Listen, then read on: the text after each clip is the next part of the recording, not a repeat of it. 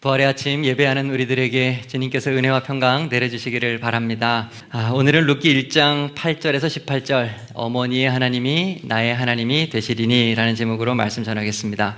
지난주부터 룻기의 말씀을 살펴보고 있습니다. 하나님의 말씀은 없고 사람들이 자기 소견에 오른 대로 행동하던 때 사사시대를 배경으로 하는 이야기가 룻기라고 말씀을 드렸습니다. 유다 전통에 의하면 엘리멜렉도 그런 사람이라고 그랬어요. 그는 베들레헴의 명문 귀족 가문이었지만 흉년의 때에 이웃을 살펴줄 의무를 다하지 않고 자기만 생각하고 이방 땅으로 이민을 갔다고 했습니다. 하나님의 말씀을 저버리고 물질 따라간 인생이었죠. 하나님께서 맡겨주신 자기 자리를 지키지 못한 그런 인생이었습니다. 그래서 하나님께서는 그의 가정에 징벌을 내리기를 시작하셨습니다. 순차적으로 징계를 하셨죠. 아버지인 엘리멜렉에서 시작해서 두 아들 말론과 기럐이 죽었습니다. 완전히 망한 그런 집안이 되어버린 것이죠. 시어머니 나오미도 과부요, 두 며느리 오르바와 룻도 과부요, 과부만 셋이 남았습니다. 자식도 없었어요. 이제 어느 면으로 보나 이 집안은 소망이 없습니다. 지난주 본문을 조금 더 다루기를 원하는데요. 남편 엘리멜렉이 죽었을 때 이 나오미는 그때 돌이켰어야 돼요. 조금 더 빨리 돌이켰어야 되는데 너무 늦었습니다. 아마도 마음속에 이런 생각이 있었겠죠. 그래도 두 아들이 남아있기 때문에 좀 괜찮을 거야. 두 아들이 조금만 노력하면 이 이방 땅 모압에서 뿌리를 내리고 털을 잡고 다시금 무너진 기울어진 가문을 일으킬 수 있을 거야. 그래서 두 아들을 모압 여자와 결혼까지 시켰습니다. 성경에는 말하고 있지 않은데 유다 전통에 의하면 이 두 아들이 결혼한 오르바와 룻, 그들은 모압의 공주라고 합니다. 모압의 명문 가문과 결혼을 한 것이죠. 나오미는 이러한 아들들의 결혼 때문에 아마 마음의 위로가 됐을지 모르겠어요. 남편은 그렇게 갑자기 죽었지만 두 아들이 남아있고 또 좋은 집안에 또 결혼을 했고 다시 이제 일어나겠지, 이제 걱정 없다 생각을 했을 것입니다. 그런데 자신이 그토록 사랑하고 의지했던 두 아들마저 돌연 죽어버렸습니다. 아들도 없었다고 그랬어요. 나오미의 심정이 어땠을까요? 나오미는 그제서야 정신을 차렸습니다. 베들레헴으로부터 떠나온 것 그것부터가 잘못이라는 것을 깨닫고 비로소 돌아가려고 마음을 먹어요. 여기서 우리가 한 가지 생각해야 될 점이 있는데요. 두 아들 말론과 기럐인데 이들은 나오미의 유일한 희망이었습니다. 나오미가 의지하고 사랑하고 믿었던 존재는 두 아들 말론과 기럐이에요. 그런데 이들이 다 죽고 나서 우리가 깨닫는 게 있죠. 오히려 이 두 아들 때문에 나오미가 돌이키는 것이 늦어졌다라고 하는 점이에요.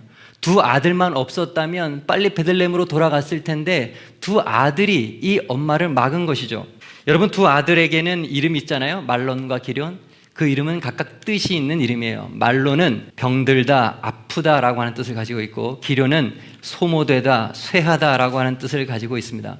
아들들의 이름을 왜 이따구로 전하는지는 잘 모르겠지만 그토록 사랑하고 의지했던 아들이 사실 어떤 사람이냐, 나오미를 아프게 하는 존재고 나오미를 쇠하게 하는 존재였다는 것입니다.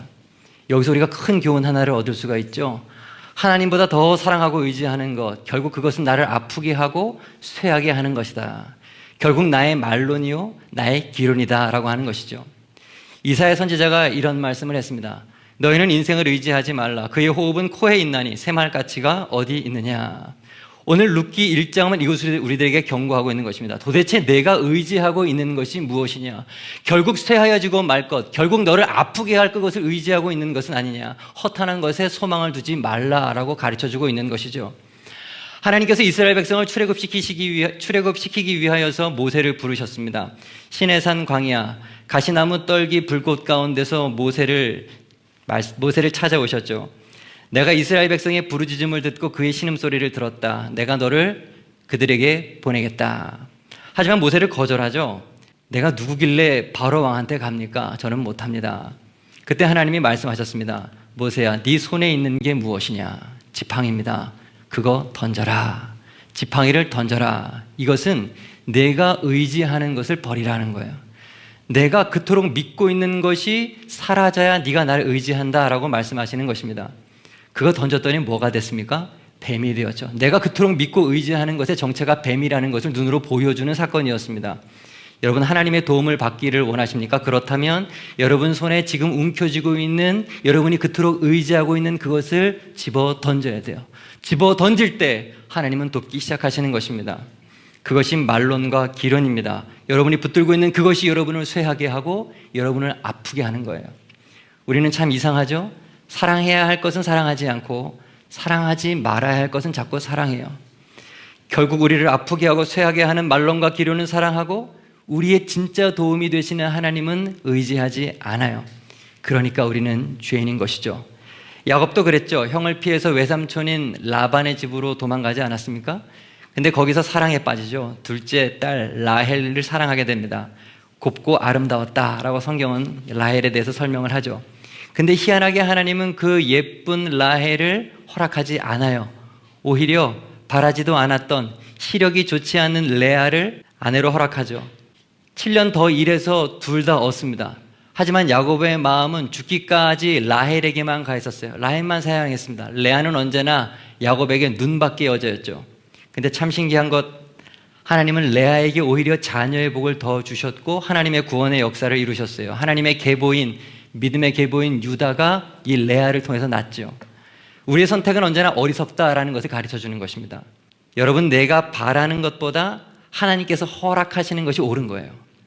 다시, 내가 바라는 것보다 하나님께서 알아서 주시는 것이 정답입니다. 아브라함의 조카 롯도 생각해 보겠습니다. 아브라함으로부터 선택권을 얻었을 때 롯은 눈에 볼 때 좋은 곳, 물이 넉넉한 소돔과 고모라 땅을 선택을 했습니다. 우리의 시선은 언제나 이렇게 롯과 같죠. 당장 눈에 보기에 좋은 곳, 그것을 쫓아갑니다.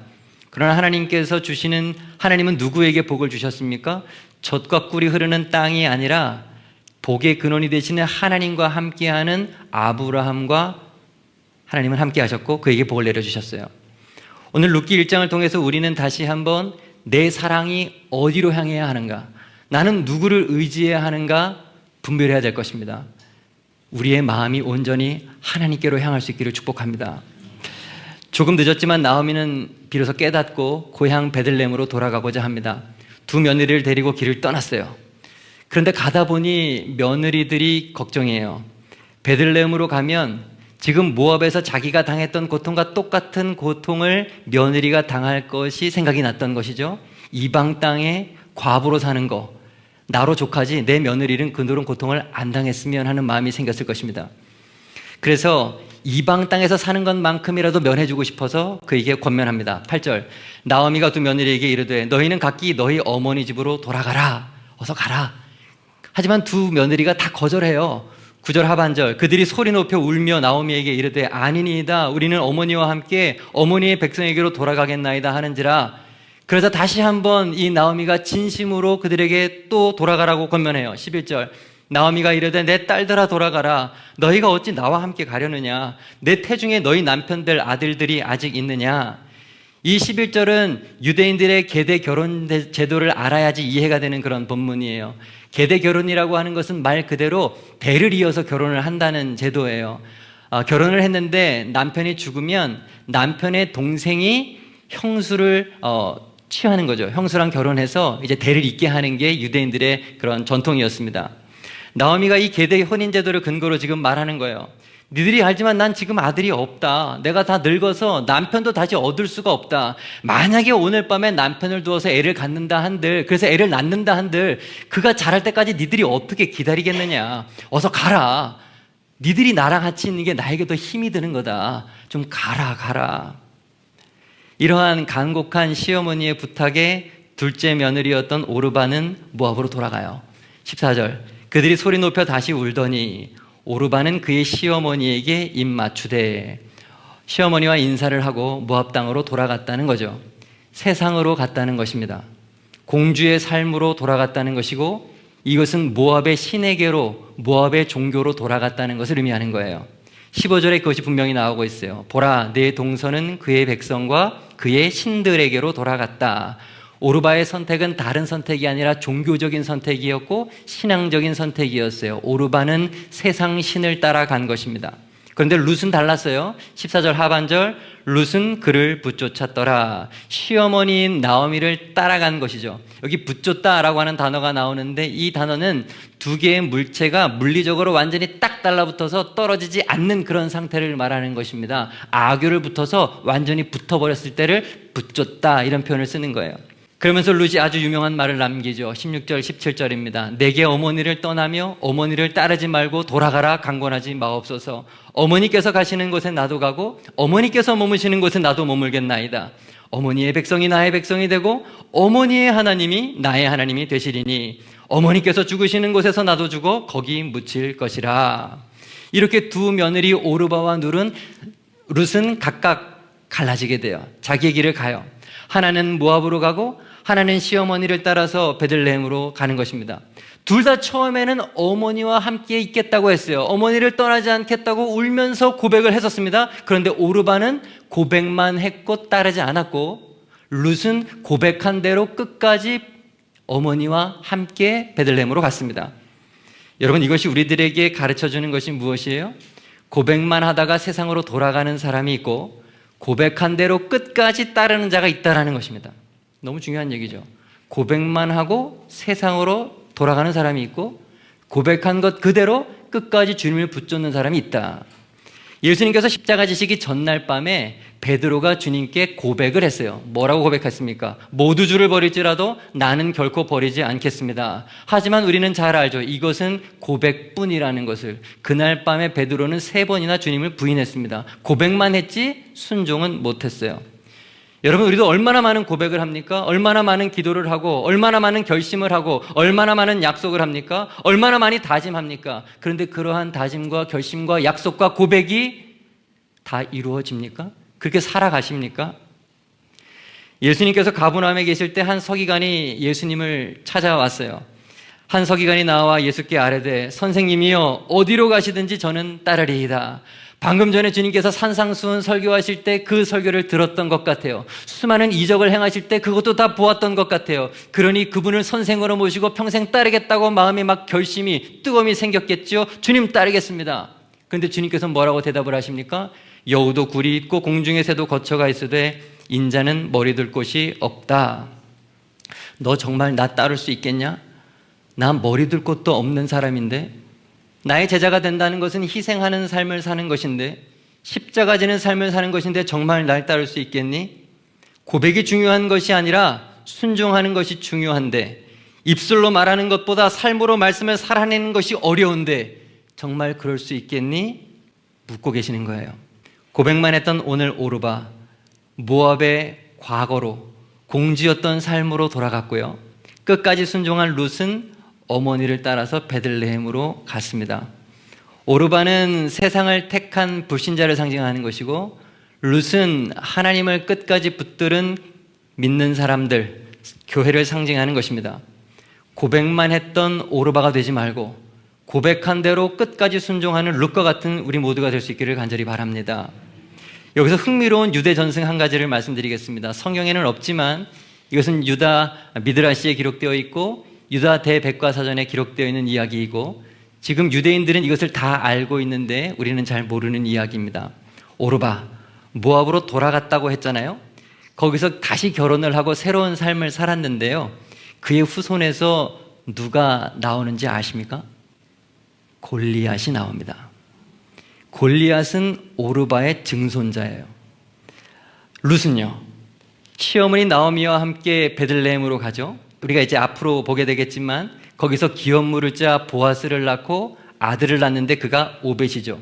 룻기의 가장 마지막 4장 21절에 보면 보아스는 오벳을 낳고 오벳은 이새를 낳고 이새는 누구를? 다윗을 낳았더라. 룻의 증손자가 다윗이 되는 것입니다. 오르바의 증손자는 골리앗, 룻의 증손자는 다윗. 우리는 잘 알죠. 나중에 이 골리앗과 다윗이 싸우죠. 누가 이깁니까? 다윗이 이깁니다. 교회가 세상을 이긴다고 하는 놀라운 진리가 여기에는 담겨져 있는 것이죠.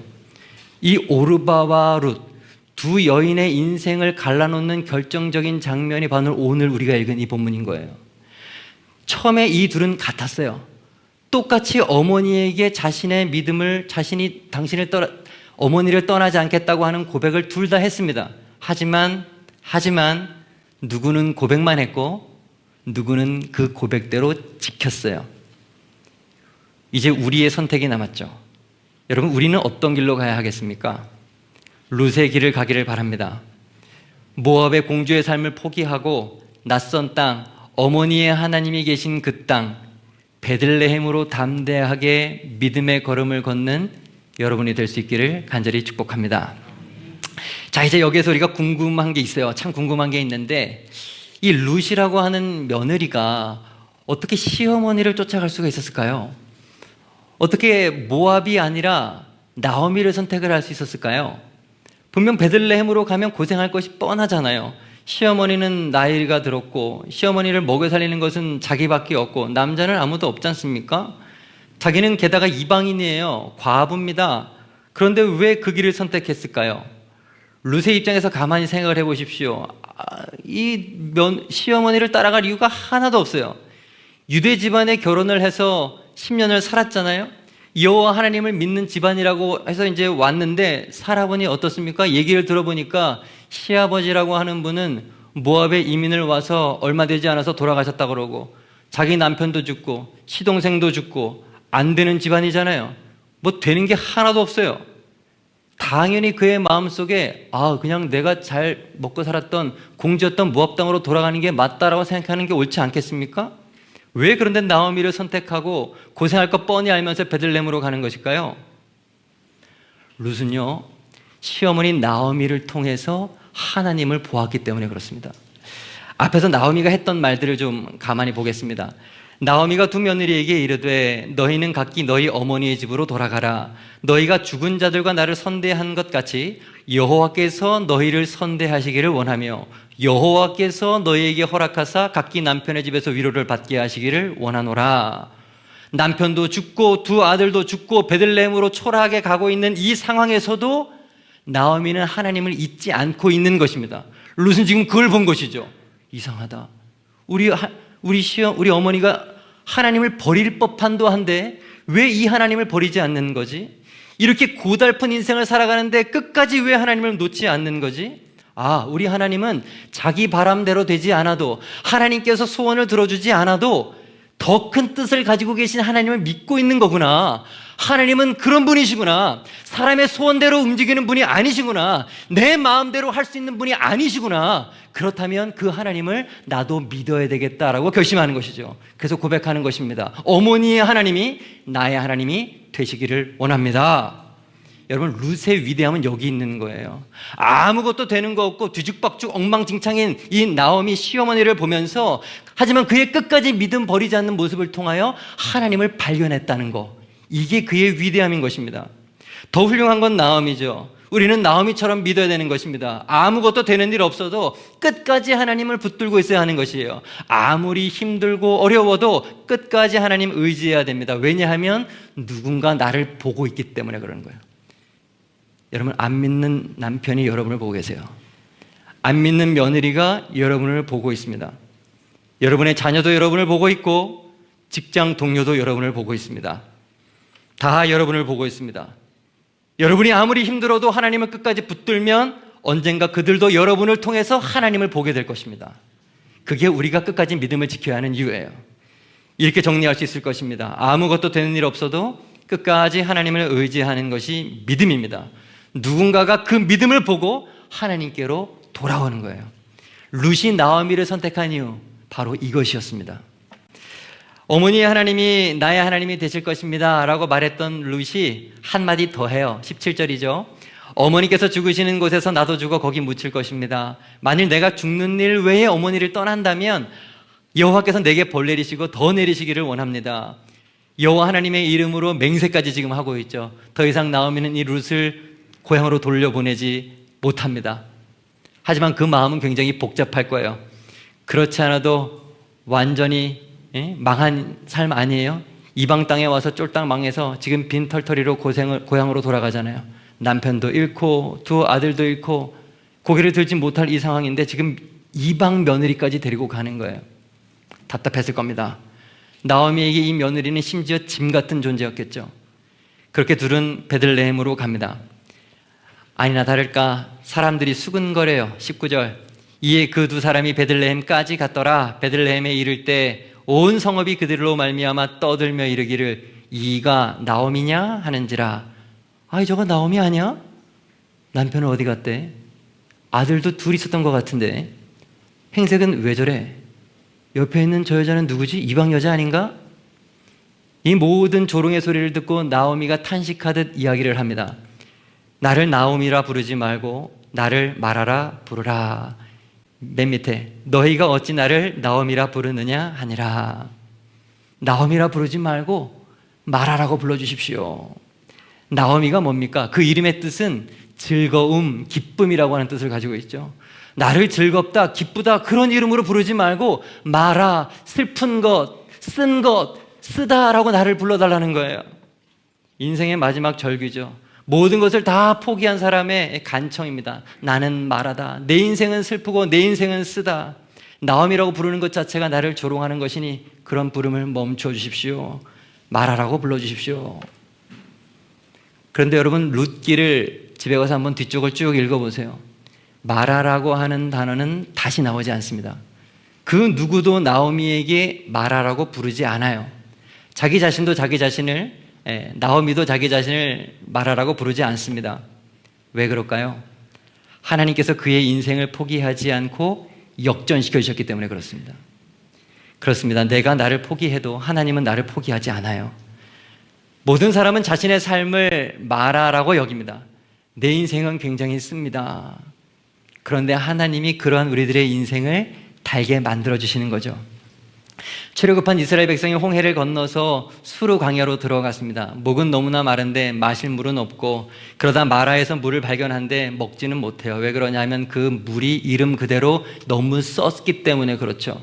출애굽기 15장 23절 마라에 이르렀더니 그곳 물이 써서 마시지 못하겠으므로 그 이름을 마라라 하였더라. 모세가 하나님 앞에 부르짖죠. 그랬더니 하나님이 방법 한 가지를 알려주십니다.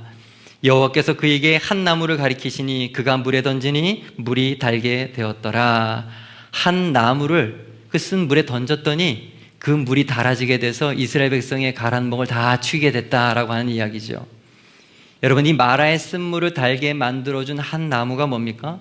예수님께서 지신 한 나무 십자가를 예표하는 것이죠. 예수님의 십자가만이 쓰디쓴 우리들의 인생을 달게 바꿔줄 수 있다라고 하는 것이죠. 앞으로 우리는 나오미와 룻에게 펼쳐질 달달한 역전의 삶을 보게 될 것입니다. To be continue. 다음 주에 계속됩니다. 말씀 정리하겠습니다. 첫째, 하나님보다 더 사랑하고 의지하는 것들은 결국 나를 아프게 하는 말론이고 나를 쇠하게 하는 기련입니다. 두 번째, 고백만 하다가 세상으로 돌아가는 자가 있고 고백한 것을 끝까지 따르는 자가 있습니다. 나는 어떤 사람이 되어야 될 것인가? 세 번째, 아무것도 되는 일 없어도 끝까지 하나님을 의지하는 것이 믿음입니다. 누군가 그 믿음을 보고 하나님께로 돌아올 것입니다. 마지막으로 네 번째, 내가 나를 포기해도 하나님은 나를 포기하지 않으십니다.